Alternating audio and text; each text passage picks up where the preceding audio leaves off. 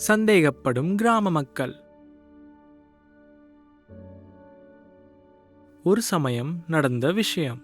ஒரு கிராமத்தில் புத்திசாலியான முதியவர் ஒருத்தர் இருந்தார். கிராமத்து மக்களுக்கு எப்போ ஏதாவது குழப்பம் உண்டானாலோ இல்லை ஏதாவது ஒரு விஷயத்தில் பயம் வந்தாலோ அவர்களெல்லாம் அவரிடம் போய் ஆலோசனை கேட்பார்கள். கிராமத்து மக்கள் எப்போ அவர்கிட்ட போனாலும் அவர்களுக்கெல்லாம் ஒரு நல்ல உணர்வு உண்டானது. ஒரு நாள் கிராமத்தில் இருக்கிற எல்லா கோழிகளும் சேவல்களும் இறந்து போச்சு. எந்த அளவுக்குன்னா மிகச்சிறிய கோழி குஞ்சுகள் கூட இறந்து போச்சு. கிராமத்து மக்கள் எல்லாம் அந்த முதியவர்கிட்ட ஓடுனாங்க. நிச்சயமாக ஏதோ ஒரு தொற்று நோய் தான் ரொம்ப பரவி இருக்கு, எங்களுக்கெல்லாம் இது வியாதி என்னன்னு எங்களுக்கு ஒன்றும் தெரியல அப்படின்னு அவர்கள் அழுதுகிட்டே சொன்னார்கள். முதியவர் கொஞ்ச நேரம் மௌனமாக இருந்தார். கடைசியில் அவர் சொன்னார், இதுல கூட ஏதாவது நன்மை இருக்கும். கிராமத்து மக்கள் எல்லாம் ஒருத்தரை ஒருத்தர் பார்த்தனர். அவர்கள் எல்லாம் சோகத்தில் இருந்தனர். ஏன்னா முதியவர் முன்பு எப்பவுமே அவர்களுக்கு உதவுவதிலிருந்து பின்வாங்கியதில்லை. அடுத்த நாள் கிராமத்தில் இருக்கிற நாயெல்லாம் நோய்வாய்ப்பட்டு இறந்து போச்சு. கிராமத்து மக்கள் எல்லாம் உடனே கிளம்பி அந்த முதியவர்கிட்ட போனாங்க. முதியவர் கண்டிப்பா அவர்களுக்கு ஏதாவது ஆலோசனை அல்லது ஆறுதல் அளிப்பார் அப்படின்னு நம்பிக்கையா இருந்தாங்க.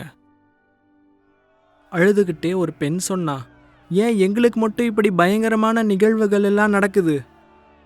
ஒருத்தர், காவல் காக்கும் இந்த நாய்கள் இல்லாம நாங்க திருடர்கள் கிட்ட சிக்கிடுவோமே அப்படின்னு புகார் செஞ்சாரு.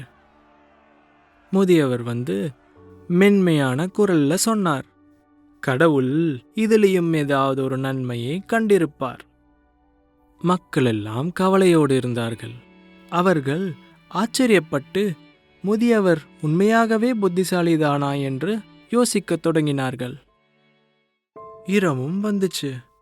கிராமமே பயங்கர அமைதியா இருந்துச்சு. அப்புறம் திடீர்னு மின்சாரமும் போய் கிராமம் முழுசும் இருட்டாவே மாறிடுச்சு. கஷ்டத்தின் எல்லைக்கே போன கிராம மக்கள் எல்லாம் மறுபடியும் புகார் செய்ய அந்த முதியவர்கிட்டயே ஓடினார்கள். ஏன் எல்லா கெட்டவைகளும் நம்ம கிராமத்துல மட்டும் நடக்குது அப்படின்னு ஒரு பெண் சொன்னாள். இது சரியில்லை, ஒரு குழந்தை அழுதுகிட்டே சொன்னது. முதியவர் ரொம்ப அன்போடு சொன்னார், இது கடவுளோட கருணைக்கு இன்னும் ஒரு அடையாளம். இதை கேட்டு ஒருத்தர், கருணையா என்று கத்தினார். கொஞ்சம் காத்திருந்து பாருப்பா அப்படின்னு முதியவர் சொன்னார். கொஞ்சம் பொறுமையாக இருங்க, கொஞ்சம் பொறுமையா இருங்க. கடவுளோட விருப்பத்தை புரிஞ்சுக்கிறது அவ்வளவு சுலபம் இல்ல. அந்த நாட்களில் ஒரு கொலைவெறி பிடித்த திருடர்கள் கும்பல் கிராமப்புறத்துல திரிஞ்சிட்டு இருந்தாங்க. அவர்கள் எங்க போனாலும் அங்க இருக்கிற வீடுகளுடைய கதவுகளையும் ஜன்னல்களையும் உடைச்சு உள்ள போய் என்ன கிடைக்கிறதோ அதை அவர்கள் திருடினார்கள். ஒருவேளை அவர்களை யாராவது தடுக்க முயற்சி பண்ணா அவர்களையும் கொன்று விடுவார்கள்.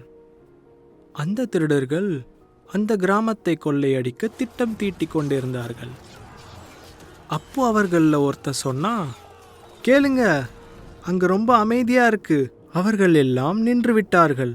இன்னொருத்தன் சொன்னான், ஆமாம், ஒரு நாய் கூட குறைக்கவில்லை. அவர்களோட தலைவன் சொன்னான், நாம ராத்திரி வரை காத்திருக்கலாம், பின்பு தாக்கலாம்.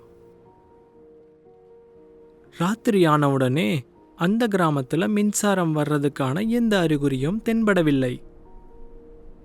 அவர்களுடைய தலைவன், இந்த கிராமம் வெறிச்சோடி இருக்கு, வாங்க கிளம்பலாம் அப்படின்னு உருமினான்.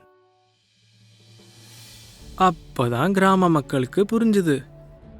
அவர்கள் காரணமில்லாமல் முதியவருடைய புத்திசாலித்தனத்தையே சந்தேகப்பட்டு அவர் மீது கோபப்பட்டோமேன்னு வருத்தப்பட்டார்கள். எல்லோரும் சேர்ந்து மெதுவாக அந்த முதியவரின் வீட்டை அடைந்து அவரிடம் மன்னிப்பும் கேட்டு அவருக்கு நன்றியும் சொன்னார்கள். முதியவர் சிரித்துக்கொண்டே சொன்னார், நண்பர்களே, சில நேரங்களில் கடவுளின் ஆசீர்வாதங்கள் ஒரு நல்ல மாறுவேடத்தில் மூடப்பட்டிருக்கும். அவர் கொஞ்ச நேரம் அமைதியாக இருந்து அப்புறம் சொன்னார், நாம் ஆழ்ந்து சிந்தித்து பொறுமையாக இருந்தால் அப்போ நமக்கு புரியும், கடவுள் எதை செய்தாலும் அது எப்போதுமே நன்மைக்குதான் என்று.